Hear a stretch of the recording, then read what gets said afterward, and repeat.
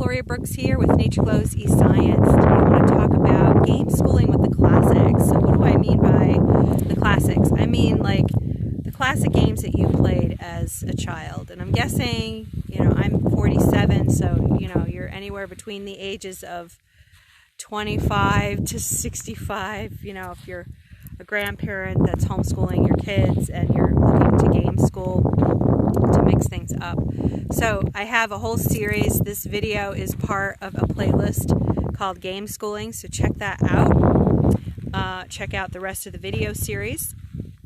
Okay, so think about the games that you played as a child. So me, I was a child in the 70s and 80s and early 90s, and I played games like Monopoly, Sorry, Chutes and Ladders, Candyland, Checkers.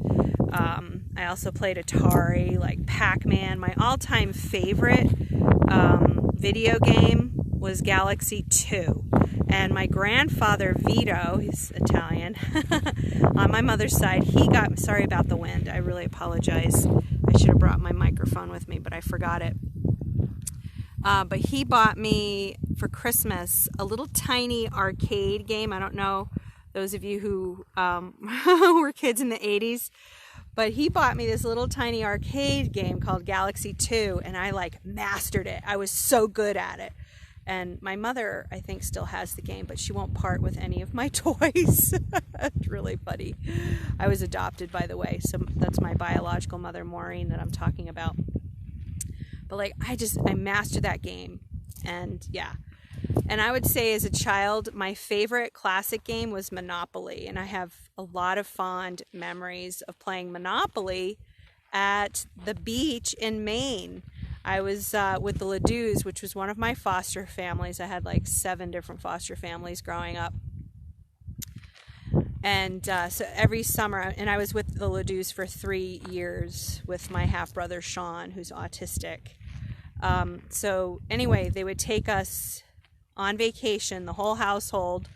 There was me, Sean, Annette, their adoptive daughter, Richard, and there was 4 of us kids, and so we all stuffed into this long blue station wagon that they had bought, and we would travel to Maine. And I remember on one of the trips up to Maine, I discovered that I get car sick from reading in the car. I read a book. I was reading a Judy Blume book. I was really into reading when I was a kid, reading books. I still love to read, but I tend to read more online than I do real physical books. But yeah, so on the way up, I got seriously car sick from reading a book. And when we would get there, we would get settled. We stayed in this giant beach house. It was 3 floors. And us kids, their grandkids would come over and stay. It was this massive house. Their family of 6. They had four kids. So we would all stay upstairs and sleep in various sundry rooms. And there was a big open room with several cots and beds where they slept, where the grandkids slept.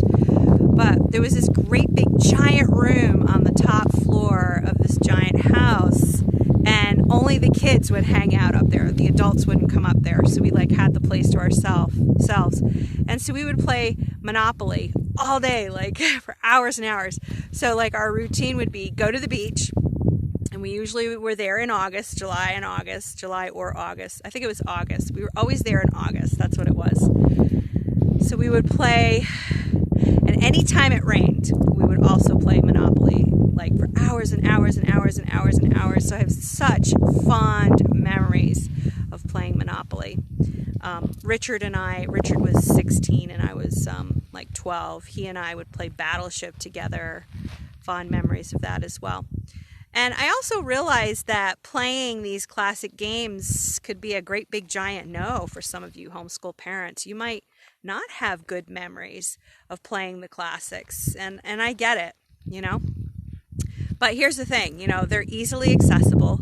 You probably have some in your closet. If you don't, you could probably borrow a game or 2 from your neighbors or friends, and just, maybe read the rules aloud.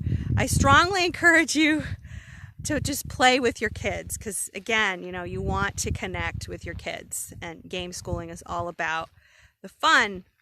A big proponent of it is having fun with your kids, but there's also a lot of stealth learning going on. You know, there's stealth math, but don't tell your kids. Don't tell your kids, because, you know, that'll just, you know, that could really backfire on you. But, you know, notice the math that goes on in Monopoly. You know, kids are working with money, making change. You know, the numbers involved with the dice and the numbers of move and chance. You know, it's just all kinds of stealth math in Monopoly. So go ahead and pull out those classic games. Play with your kids today. And check out the rest of my series here on Gameschooling. I have a playlist on my site. I also did a video yesterday about how to get started Gameschooling if you're new to this whole idea. You really only need two things. First of all, a play mindset, and then a deck of cards. And if you don't have access to any games, go to bicycle.com or the app and look for some card game rules and play more card games, which is what I suggested in my video yesterday. Also, click the link with this post, and that will take you to my Math Learning Secrets Guide. It's a 40-page quick read guide helping you liberate yourself from math academic drudgery through fun and real-life connections, such as through game schooling. So grab that guide, and I hope to see you on the inside. And also, bundled with that as an optional add-on, you can get my 3-part online unit study entitled Geometric Beauty of Snowflakes, featuring the life of Wilson Bentley. I show kids the beautiful mathematics involved with real snowflake photographs from Wilson Bentley and other incredible snowflake photographers. Did you know there's such thing as snowflake photographers? It's pretty wild. Yeah, they use like a microscope and a camera. There's a modern day physicist named Kenneth Liebricht from Caltech in California, right here in the state where I'm at. And that's what he does. He photographs he grows snowflakes in a lab and he photographs them. And there are so many beautiful mathematics involved with snowflake photography and looking at real snowflakes and their hexagonal beauty and symmetry, the atomic growth. It's just extraordinary. So grab the Math Learning Secrets with the Geometric Beauty of Snowflakes. I hope to see you on the inside. And give me a thumbs up. Toss down a comment. I'd love to hear your thoughts about game schooling the classics today. And hit subscribe here on YouTube if you haven't done so already. And